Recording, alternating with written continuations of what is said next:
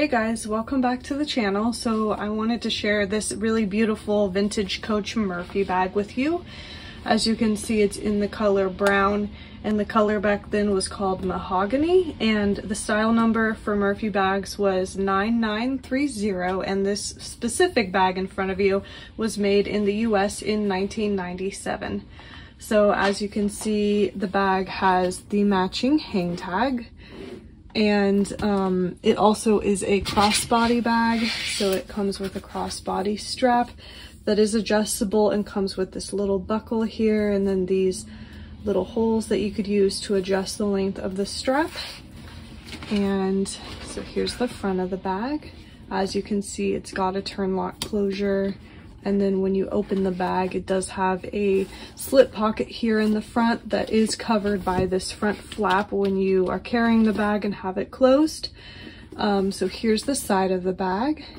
Oh, and I should mention the bag does have a top dowel right here, which is similar to the vintage Coach Winnie and Willis bags. Very similar style. So here's the side. And then here's the back, and it does have a nice deep slip pocket here in the back of the bag. And then the other side looks the same. So there's the other side of the bag.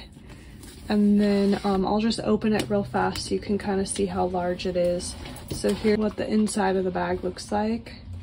And it does have a nice zip pocket here in the back. So you could keep something separate back here, which is nice. Also, here's a photo of the Coach Crate, just so you can see that the bag is authentic. And just something kind of interesting to note is that the Murphy bag was actually one of the more commonly fake styles of Coach bags. So I guess that's also something that's pretty important to be careful of and be aware of if you are looking for a vintage Coach Murphy bag, is to be really careful.